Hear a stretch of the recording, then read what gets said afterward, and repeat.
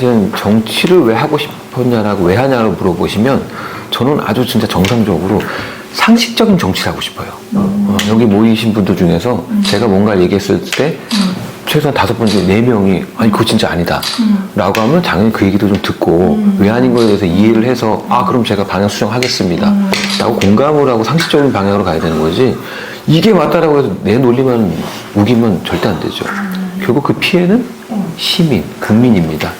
진짜 저는 정말 합리적이고 상식적인 정치를 하고 싶은 사람이거든요. 지금까지도 그렇게 해왔고 앞으로도 그렇게 할 거고요. 제가 만약에 말씀드린 대로 제가 누군가를 얘기했던 이런 사람들처럼 변한다라고 하면 뭐 사람이 변할 수는 있겠죠. 그럼 저는 정말 과감하게 그만둘 겁니다. 사실 저는 정치라는 꿈을 꾸지 않았습니다. 저는 해병대 대위를 전역했는데요. 조국 제대하자마자 고시촌에 들어가서 이제 경찰 간부하고 고시 준비를 하다가 선배 한 분이 너는 정치가 어울릴 것 같은데 밥 사주시면서 그분이 서청원 대표 보좌관이었어요. 네. 저는 뭐 사실 정당도 몰랐고 뭐 친박 친이 뭔지도 몰랐고 아니 저는 정치를 잘 모르고 야 너는 뭐가 되고 싶은 거냐? 아니 제가 경찰 간부를 들어가면 합격하면 뭐 당연히 뭐 경찰서장도 할 거고 뭐 하겠죠? 뭐 이런저런 얘기하다가 그래 뭐 공부로 인해서 경정까지는 승진한다 치자. 그 다음은 어떻게 될 것 같냐? 아니 뭐 열심히 하면 서장 되겠죠. 야 그게 다 정치야 임마. 본인이 이제 실질적인 조언을 해주신 거예요. 그때 제가 이제 또 석사할 때였거든요. 병행과 와 이 사람 뭐라는 거야? 뭐 사실은 이제 그런 고민하다가 한 3번 정도 이제 좀 듣고 결심을 했죠. 아 그럼 저 뭐 해야 돼요? 그럼 저는 이제 서울이거든요 원래. 그럼 그 최연소 구의원을 줄 테니까 구의원부터 해봐. 뭐 이렇게 돼서 이제 사실 이제 좀 배우게 된 겁니다. 석사 학위를 가지고 명함도 돌려보고, 예. 앞에서 찢어서 얼굴에서 맞아도 보고, 야 내가 솔직히 전문대학교 가서 강의를 하면 시간 강사지만 교수님 소리 들을 텐데 내가 여기서 뭐 하는 짓이지? 라는 생각을 사실 많이 하다가 그때 이제 친이 친박 갈라지고 뭐 친박연대 서청원 대표님 만드시고 뭐 그러다가 저는 이제 빠졌습니다. 이걸 안 맞는 것 같다 싶어서 그때 이제 오세훈 시장 쪽으로 해서 이제 입사를 하게 됐고 그때 이제 제가 느낀 겁니다. 거기서 생활을 하면서 그때는 사실은 예전에 한나라당이 꽉 잡았을 때거든요. 근데 제가 이제 제언을 한 게 있었어요. 제가 봤을 때는 이런 방향이 맞는 것 같습니다. 라고 했는데 그때 어떤 모 한 분이 야 네가 결정할 위치가 되면 그렇게 해. 시키는 대로 하면 되는 거지. 뭐 그죠? 공감하시죠? 아 이게 이런 건가? 아 이게 무슨 말씀인지 알겠습니다. 저 그 다음에 사표냈어요. 다음에 사표냈어요. 너 뭐 먹고 살래? 아 제가 알아서 먹고 살게요. 사표 수리해주세요. 반려당했어요. 사람이 없다고. 일할 사람이 없다고. 그럼 오세훈 시장과 관계가 있는 게 아닙니다. 그러다가 한 달 정도 지나서 또 사표를 내고 저는 진짜 그만두겠습니다 라고 해서 수리해서 바로 박사 과정 가고 박사 2학기 때부터 시간 강사를 했습니다. 그리고 이제 6년 정도 강의하다가 말씀하신 대로 이게 발을 빼고 못 빼고가 문제가 아니라 정말 이게 정치를 해보고 싶다라는 생각이 정말 아주 강하게 들었거든요. 나는 내가 결정자가 되면 노예들보다 잘할 자신이 있다라는 그런 생각을 사실 했거든요. 약간 대바라질 생각은 아니고 그럼 난 뭘 해야 되지?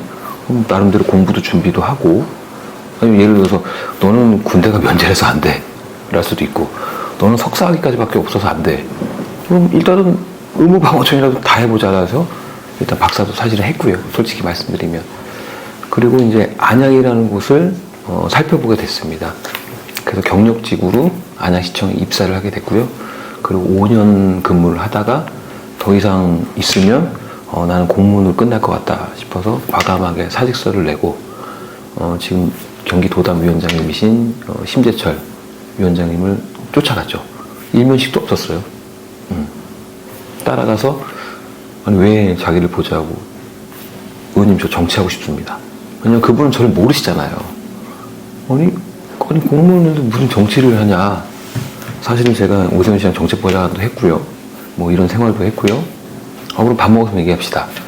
그러다가 이제 마지막에 명함 주시면서 이메일 여기다 이력서 보내세요 라고 해서 이력서 보내고 다다음 날인가 거기 사무국장님이 전화 오셔서 또 도연 준비해야 된다 라고 해서 출마하게 됐습니다. 저는 전혀 연고가 없는 사람이에요.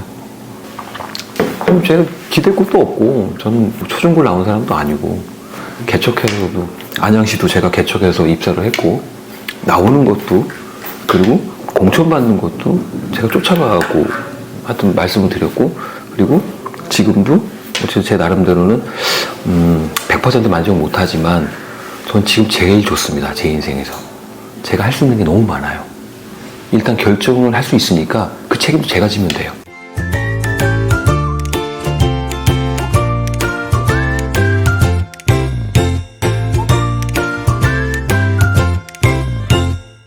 다양합니다. 사실 제가 이제 24년도에 위원장 했을 때는 잘 아시다시피 전세 사기가 아주 확산이 엄청 됐을 거고요. 우리 경기도가 피해자가 제일 많았고요. 특히 우리 수원하고 화성으로 시작을 해서 이게 많이 확산됐거든요. 근데 가장 안타까웠던 게 이 70% 정도가 이 청년층에 있어요. 20, 30대. 이 진짜 뭣도 모르고 진짜 종잣돈 모아놓고 2, 3천만 원 갖고 있던 거, 뭐 5천만 원 갖고 있던 거 계약을 했는데 아무것도 아닌 거야. 그럼 이 사람들은 갈 데가 없는 거예요. 그 중에 하나가 마지막 기억하실 겁니다. 엄마 뭐 2만 원만 보내줘 라고 하고 그 친구가 그 다음날 아마 자살을 했을 거예요. 사실 제가 그거를 보고 제가 조례를 만들었습니다.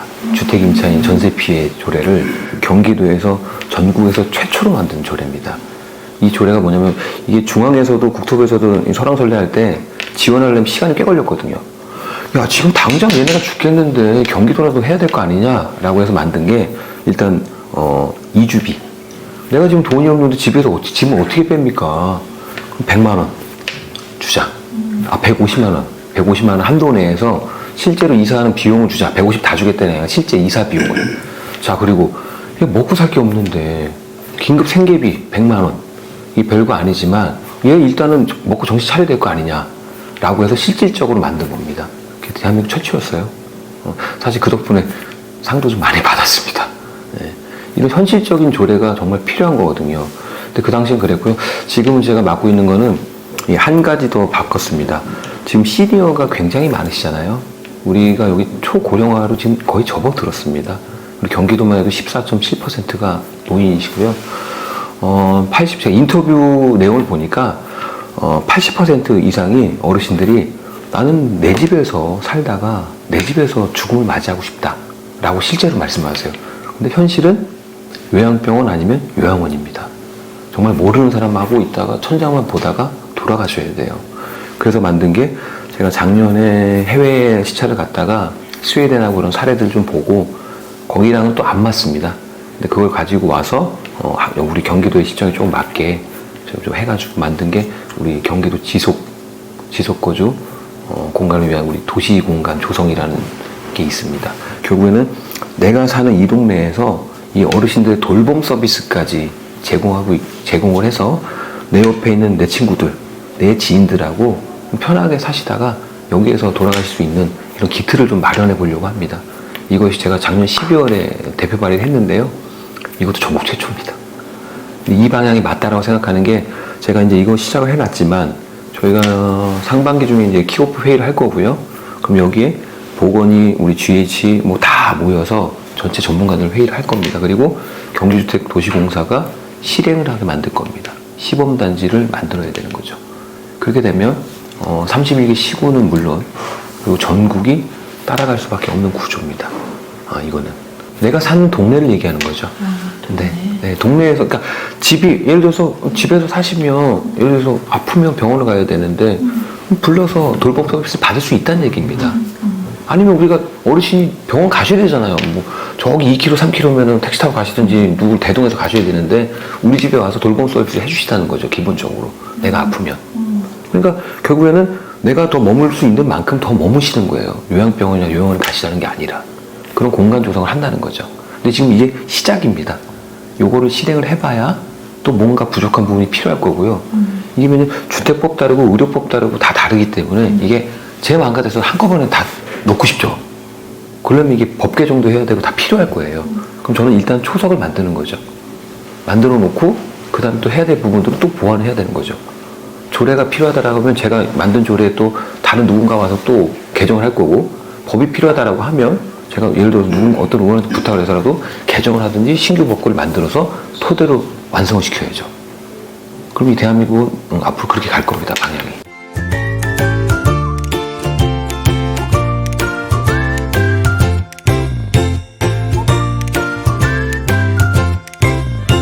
맞아요. 사실 이것도 마찬가지인 게 지금 뭐 계속 AIP라고 하거든요. Aging in Place인데 이거에 대해서도 지금 말만 계속 많았어요. 아무것도 안. 보건은 뭐 우리 쪽은 요만큼에 해당된다. 뭐 니네끼만큼이다. 그럼 뭐 소프트웨어냐 하드웨어냐 뭐 이런 식이에요. 그러다가 막 맨날 뭐 토론만 하다가 결국에는 뭐 같이 한번 해야 되지 않겠냐? 그게 끝이에요. 사실은. 그러면 말씀하신 대로 그럼 법부터 또 뭔가 규정을 법부터 만들어야 돼요. 그리고 조례해야 되겠죠. 아니, 웃기지 마, 경기도부터 해. 라고 해서 지금 경기도가 지금 만든 겁니다. 조례를 제정을 한 겁니다. 결국에는 이걸 토대로 또 법도 만들 수 있겠죠. 사실 이게 근간이 되는 거예요, 현재.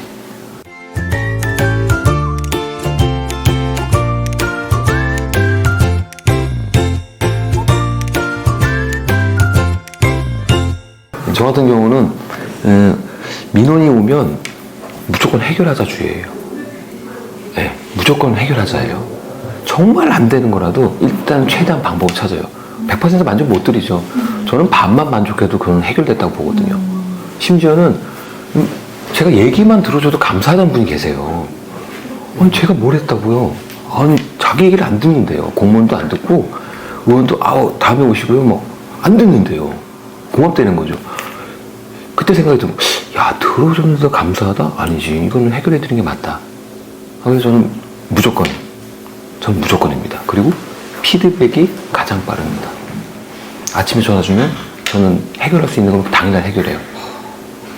그리고 해결했다라고 카톡도 드립니다. 얼마나 요즘 편한 세상이에요. 공문 받아서 보고 받아요. 궁금하시잖아요. 전화도 주지만 이거는 뭐 대비는 아니니까 찍어서 해결했습니다. 너무 감사합니다. 저 그거 하나면 돼요. 너무 감사합니다. 그걸 끝. 네. 이게 보람이죠.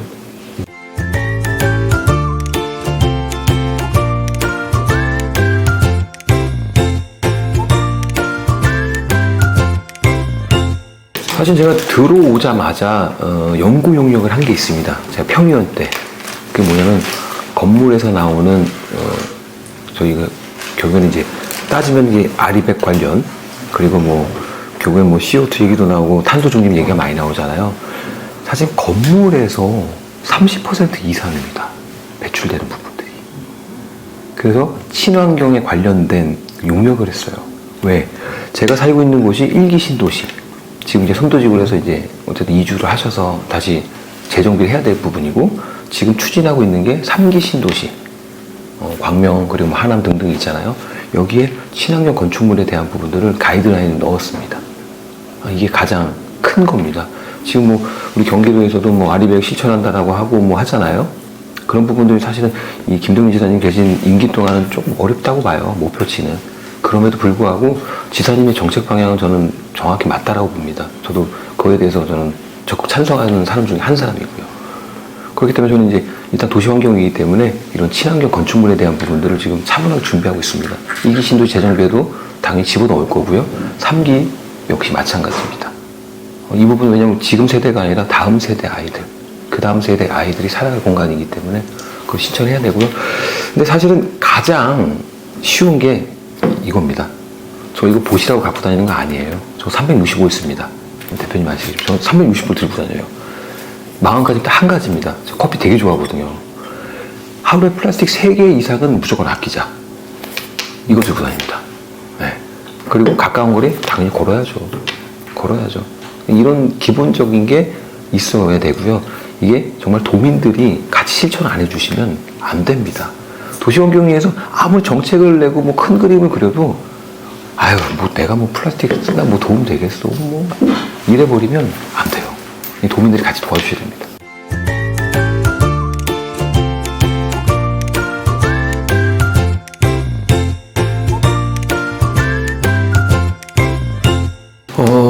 지역구로 한정을 하자면 제가 상임위를 선택한 것도 사실 공약을 실천하기 위해서 온 겁니다. 평촌 1기 신도시 재정비 저는 공약 지금 실천했고요. 대표 발의도 했고 근데 문제는 아까 말씀드렸듯이 이제 이주 대책부터 해서 저희가 30년까지 끝내야 되는데 이게 잘 이루어질 수 있도록 계속 챙겨야 됩니다. 시작만 한 거지 이게 사실 이 기간을 딱 맞출지는 사실 지금 미지수입니다.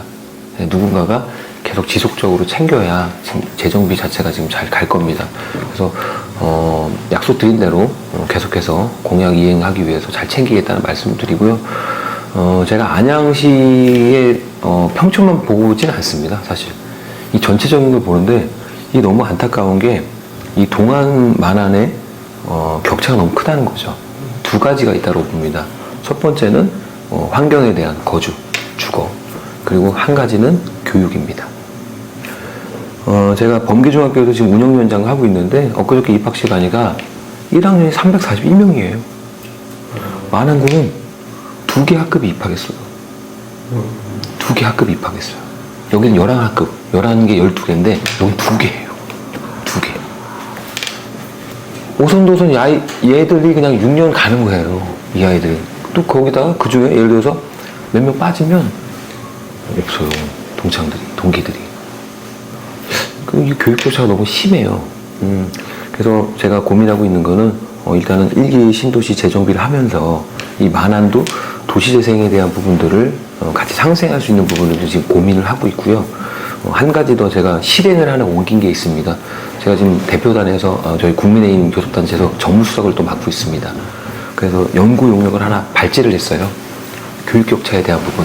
1기 신도시 재정비와 이 도시재생의 이 원도심의 교육 격차 해소 방안인데 경기도의 역할에 대해서 그 결과가 나오면 제가 경기도 교육청도 부르고 도청 담당도 불러서 한번 토론을 해서 좀 실질적으로 이 정책을 좀 한 번씩 구현해 볼 생각입니다. 그래서 연구 용역을 얼마 전에 발제했습니다.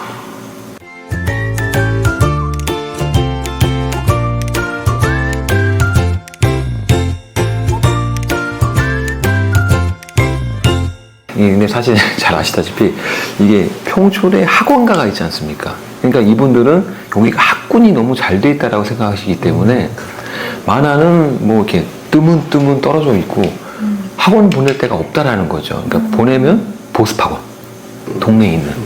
그러니까 우리 아이들은 정말 욕심이 있어서 내가 뭐 돈이 들든 뭐가 내가 발품을 팔든 잘 시키고 싶은데 만안에는 학원가라는 게 형성도 되어 있지 않고 여기는 학군이 잘 돼 있으니까 학원도 걸어가고 뭐 다양한 뭐 과목도 다 들을 수 있고 여기는 뭐 태권도, 영어, 뭐 수학, 보습학원 정도밖에 안 되니까 그거에 대한 그 많은 불만들이 많으시죠. 사실은. 뭐 이것도 제 개인 생각이지만 그래서 그럼 차라리 반대로 생각을 하면 이 니즈가 이분들이 사교육 조장이 아니라 학원이 필요한 거잖아요. 그럼 저는 무슨 대형 이런 프랜차이즈 학원 같은 경우를 사실은 만안에 유치해도 저는 좋다고 생각합니다. 제 개인 생각은. 그럼 차라리 이분들이 여기를 갈 이유가 없어요. 내 아이들 여기서 내 동생 키우면 돼요.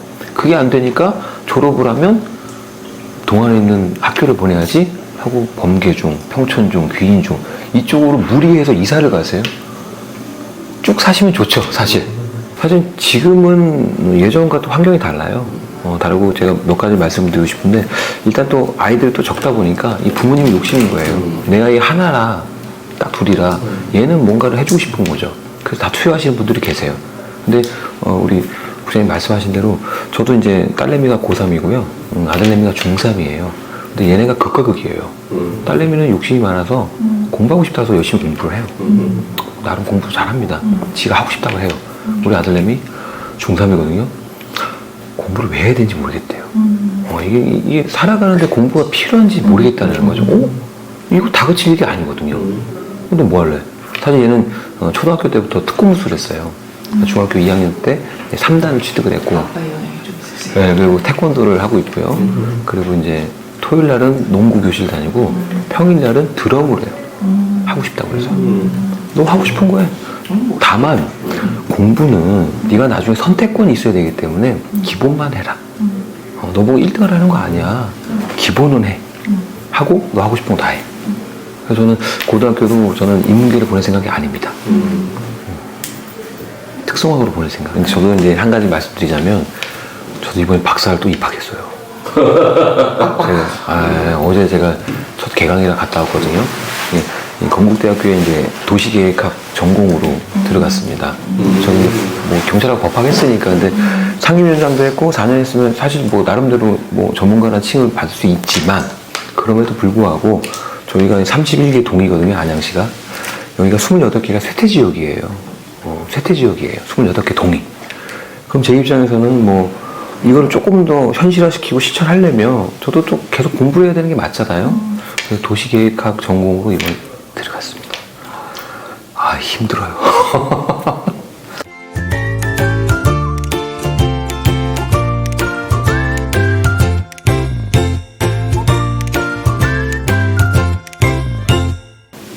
사실 힘들다라고 느낀 거는 나 요즘 힘들어 뭐 이런 거는 그냥 피로감이지 어떤 업무에 대한 힘든 거는 사실 특별히 정말 없습니다. 진심으로. 그러면 힘들어 이거는 피로감, 피곤하다. 네. 할 일이 너무 많아서.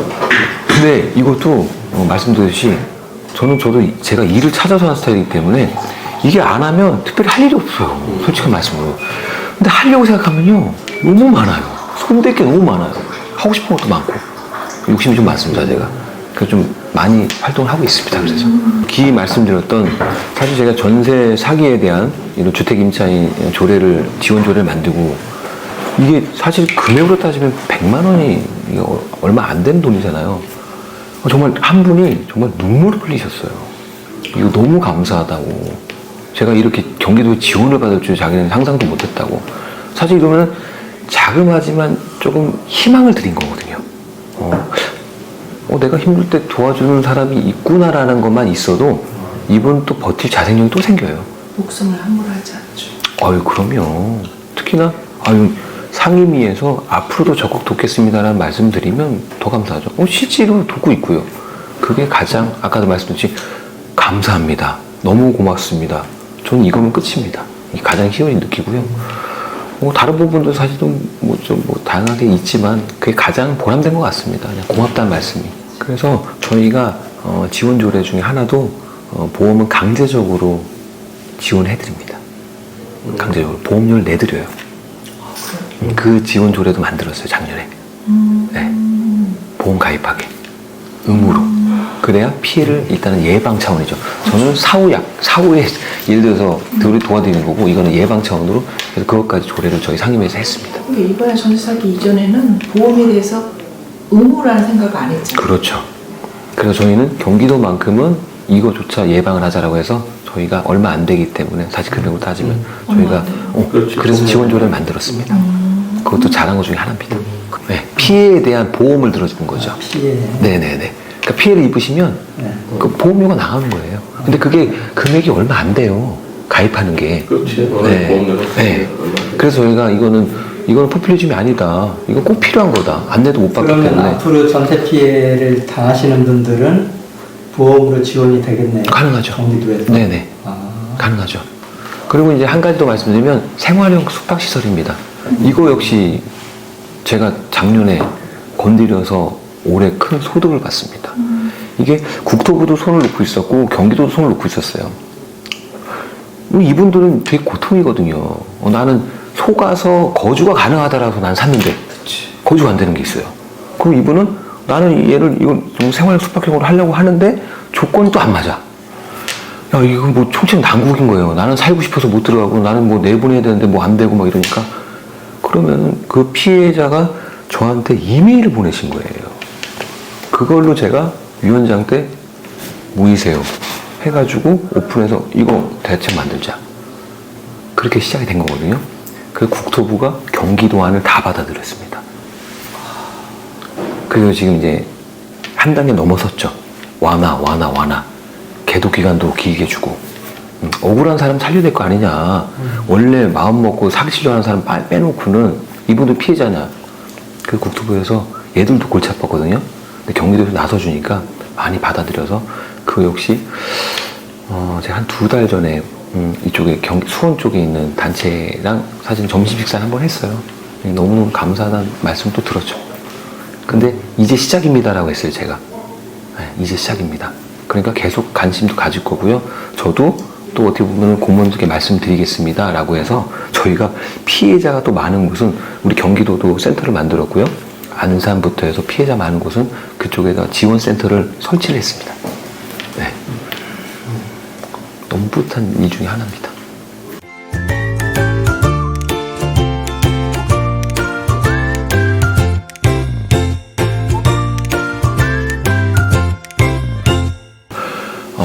내 삶에 꼭 필요한 거다라고 말씀드리고 싶어요.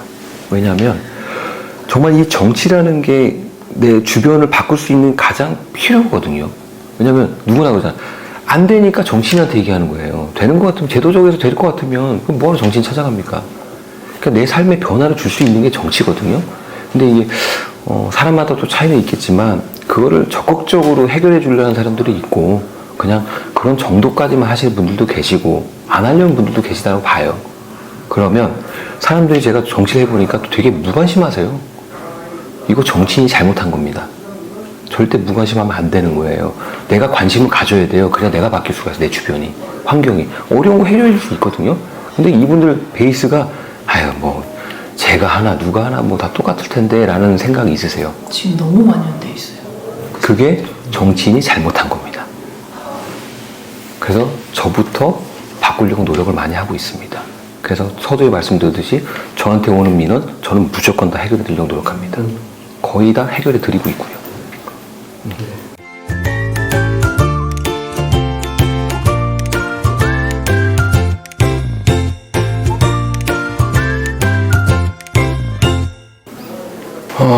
저는 끝장을 볼 겁니다. 네. 저는 지금 도연이 있기 때문에 도연의 역할에 저는 충실히 다하는 사람이고요. 다음번에 제가 뭘 할지 모르겠지만 기회가 오면 무조건 잡을 거고요. 잡아서 제가 할 수 있는 최선을 또 다할 겁니다. 그리고 그 다음이 있다라고 하면 또 잡을 겁니다. 그렇게 해서 제 주변, 제 시민, 국가를 바꿔야죠. 어차피 한 번 태어나서 누구나 종교적인 떠나서 돌아가실 텐데 하고 싶은 거 다 해보고 하고 가야죠. 저는 이게 어려운 분들을 많이 만났어요. 어려운 분들을. 그리고 저한테 오는 민원이 안 되는 민원이에요. 정말 고충 민원이에요. 안 되는 거. 결국은 그런 거예요. 그래 안 되니까 나한테 오셨겠구나 라고 해서 저는 무조건 방법을 찾아요. 판례도 찾아보고 모르겠으면 담당도 불러보고 그러면 어떻게 해야 되냐. 이거 안 되는 건데 이거 안 되면 이분은 어떡하냐. 오죽하면 왔는데 최대한 100% 아까 말씀드렸잖아요. 100%가 안 되면 적당히라도 정리를 해둬야 되는 게 맞는 거다. 이분 어떻게 안 된다고 그러면. 그래서 방법을 찾아 드립니다. 네. 그래서 저는 정치를 하고 싶은 이유가 딱 한 가지예요. 주변을 바꿔보고 싶어요. 어려운 사람 도와드리고 싶어요. 당신 때문에 내가 정치에 관심 가졌다. 나 이거는 너무 좋죠. 네. 제가 또 지나가면 또 저보다 또 더 잘할 사람이 올 거고, 그럼 그 친구들도 또 바꿔가고, 그럼 점점 우리 아이들 세대, 그 다음 세대들도 좋아지겠죠. 제발. 근데 우리 아이들이 제 나이가 됐는데 똑같은 고민하면 우리 세대가 너무 잘못한 거죠. 그런 걱정 고민 안 했으면 좋겠습니다, 우리 아이들은.